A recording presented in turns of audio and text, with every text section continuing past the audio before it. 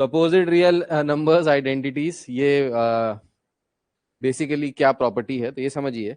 Property ये है कि कभी भी दो फंक्शंस ऐसे हैं, कॉस और कॉस का उल्टा सेक, ये दो फंक्शंस ऐसे हैं जिसमें अगर आप नेगेटिव एंगल्स देंगे तो ये पॉजिटिव वैल्यूज देगा। So cos of negative x is cos x, sec of negative x is sec x.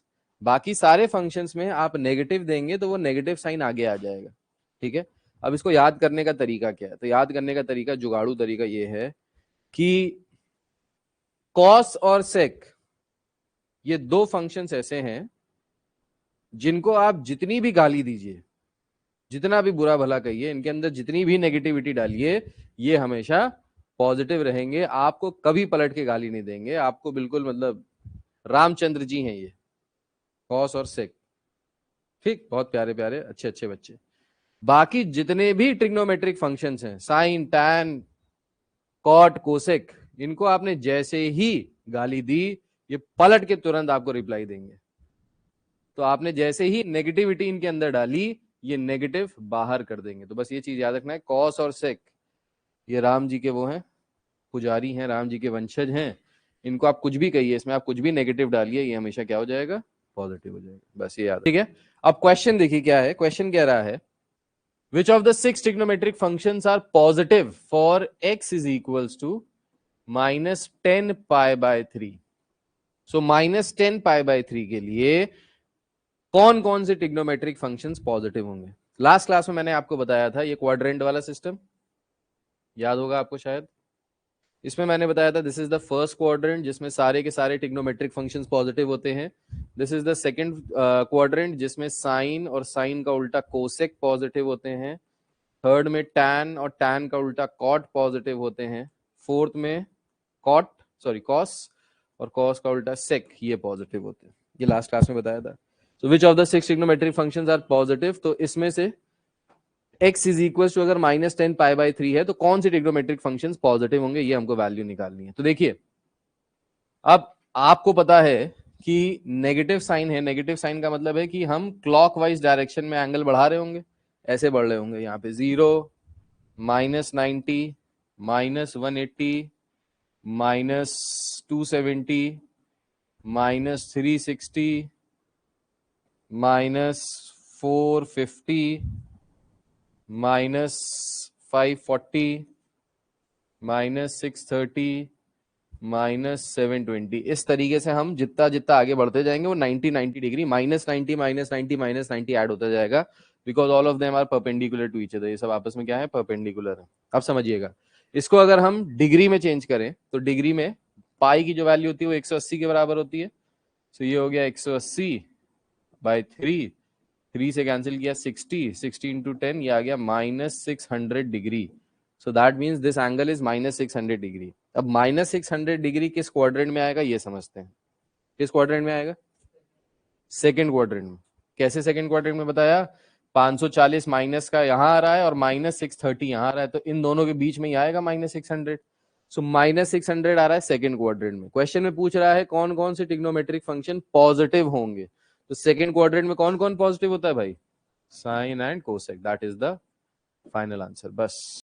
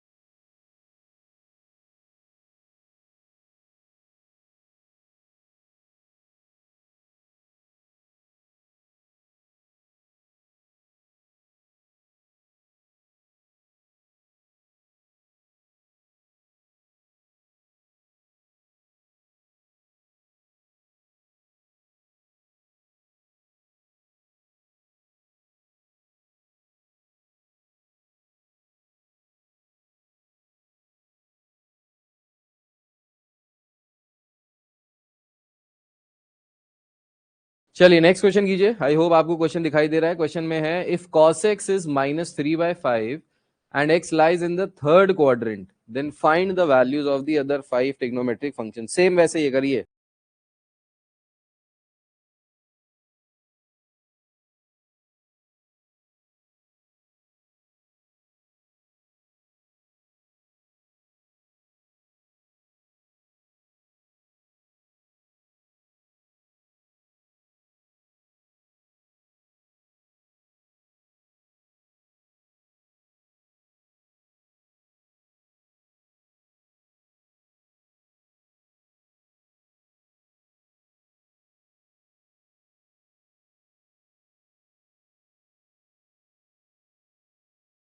बढ़िया क्वेश्चन देखिए, इसको कहते हैं बढ़िया क्वेश्चन। कह रहा है sec x plus tan x अगर p के बराबर है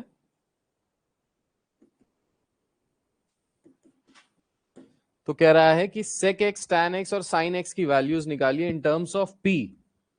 sec x tan x और sin x की वैल्यू निकालिए इन टर्म्स ऑफ p। अब देखिए इन टर्म्स ऑफ p का मतलब है कि हमको p के टर्म्स में वैल्यू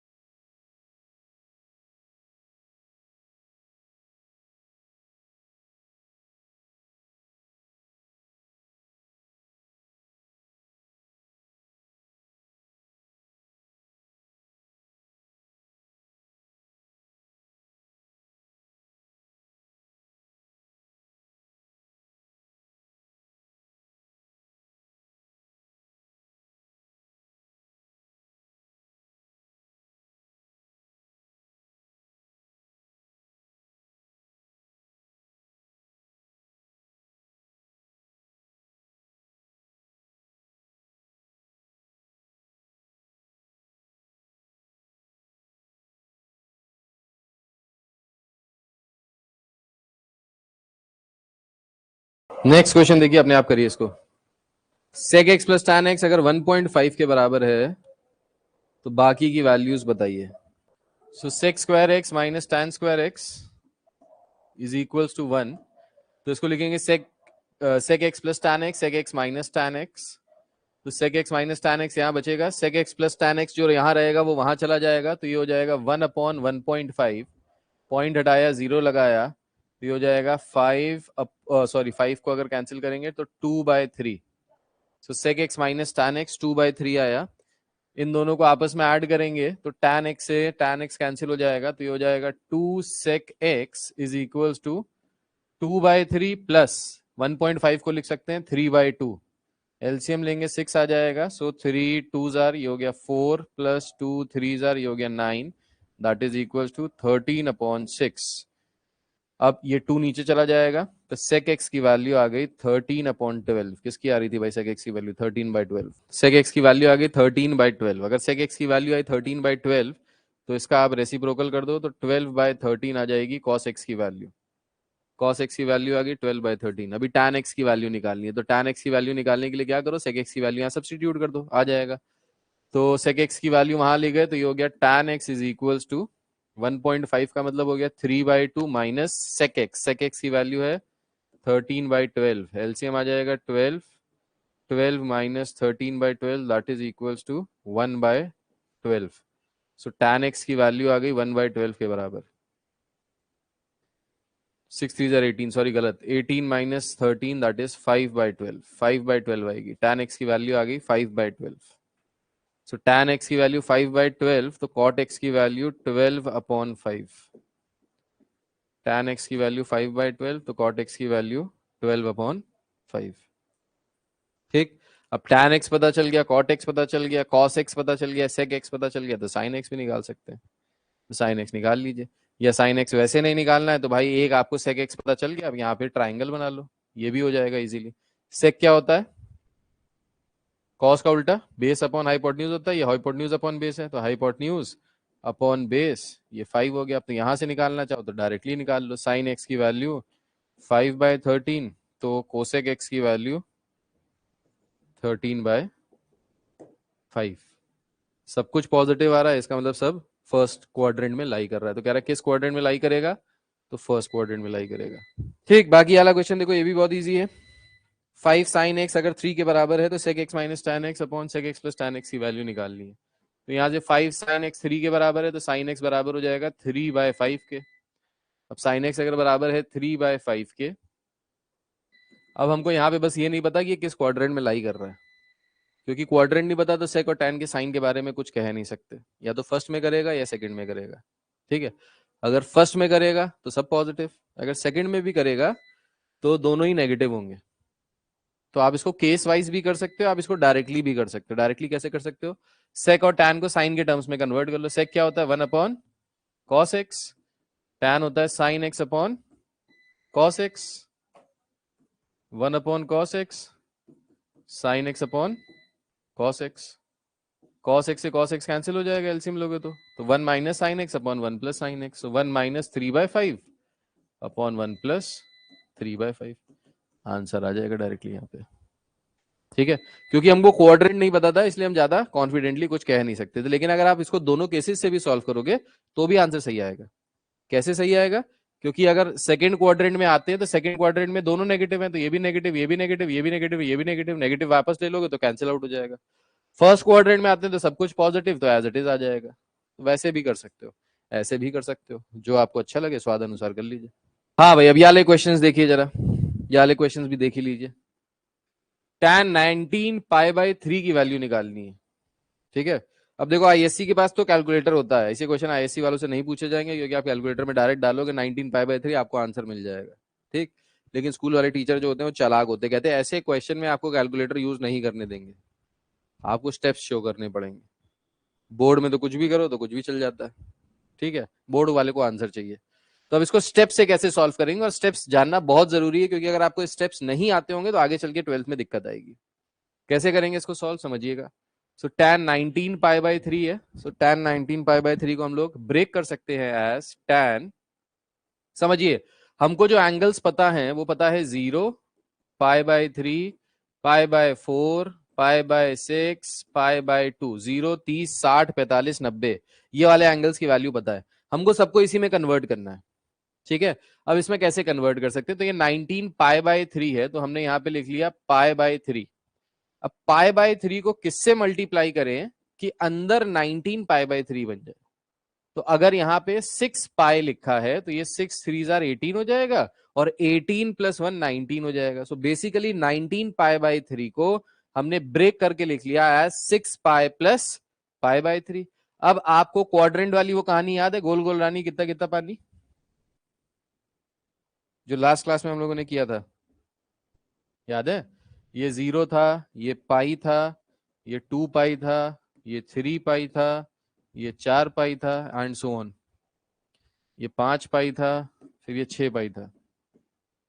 सो यहां पे कह रहा है 6 पाई प्लस पाई बाई 3, यानी 6 पाई प्लस थीटा। टैन के आगे मैंने लास्ट क्लास में आपको बताया था, अगर टैन के सामने पाई या पाई का कोई भी मल्टीपल आता है तो टैन टैन में ही रहता है। साइन डिपेंड करता है कि वो किस क्वाड्रेंट में लाई कर रहा है। तो क्वाड्रेंट समझने के लिए आपको गोल गोल घुमाना पड़ेगा। तो ये 2 पाई, 4 पाई, 6 पाई, 6 पाई आ रहा है यहाँ पे, ये 6 पाई वाली लाइन है, ये पॉजिटिव एक्स एक्सिस। 6 पाई में आप ऐड कर रहे हो तो ऐड करके आ जाएगा फर्स्ट क्वाड्रेंट में, फर्स्ट क्वाड्रेंट में सब कुछ पॉजिटिव, तो ये आ गया प्लस का tan pi by 3। Pi by 3 का मतलब है 60 डिग्री। टैन 60 की वैल्यू कितनी होती है? √3। So the final answer is √3। तो ये देखने में तो भयानक सा लग रहा है 19 पाई बाय 3, पता नहीं क्या आएगा, लेकिन आएगा उसी के टर्म्स में जो आपको ऑलरेडी पता है, √3 के टर्म्स में। समझ में आया कि नहीं आया? So sine -11 pi by 3, sine -11 pi by 3। तो समझिए, सबसे पहले इसको इजी करने का तरीका क्या है, साइन के अंदर नेगेटिविटी आ रही है, साइन को आप गरियाएंगे, साइन को आप गाली देंगे तो क्या करेगा साइन?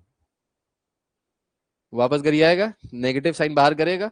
सो ये किसके बराबर हो जाएगा? Minus sine 11 pi by 3, yes और नो? अब 11 पाई बाय 3 को ब्रेक करना है।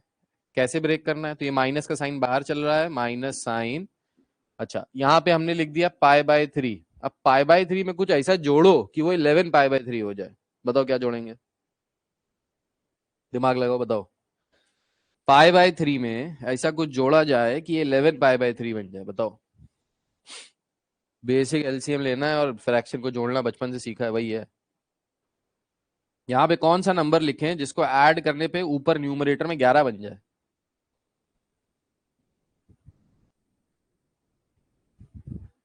ऐड करने पे या सब्ट्रैक्ट करने पे भी हो सकता है, माइनस करने पे भी हो सकता है। 4 पाई, ठीक है चलो ये इजी था, माइनस करना इजी था, ऐड करना थोड़ा सा मुश्किल था। ऐड करते तो 3 पाई प्लस 2 पाई बाय 3 हो जाता। ठीक है, माइनस करना था तो यहाँ पे हमने क्या लिख लिया, यहाँ पे हमने लिख लिया 4 पाई। हमको पता है 4 3 12, 4 3 12, 12 -1 करेंगे तो 11 पाई बाय 3 आ जाएगा। 4 पाई कहाँ आता है भाई? यहीं पे माइनस करेंगे फोर्थ क्वाड्रेंट में, 5 मिनट, माइनस करेंगे फोर्थ क्वाड्रेंट में। फोर्थ क्वाड्रेंट में साइन कैसा होता है? नेगेटिव। फोर्थ क्वाड्रेंट में कॉस पॉजिटिव होता है, साइन नेगेटिव होता है, ठीक है। तो ये माइनस साइन तो जो आ रहा था, एक और नेगेटिव साइन आ जाएगा, तो नेगेटिव के साथ एक और नेगेटिव साइन पाई बाय 3, क्योंकि फोर्थ क्वाड्रेंट में साइन थीटा आ जाएगा, negative sine theta. Negative negative क्या हो गया? पॉजिटिव। पाई बाय 3 का मतलब हो गया 60 डिग्री। साइन 60 की वैल्यू कितनी होती है? √3/2, आंसर आ गया।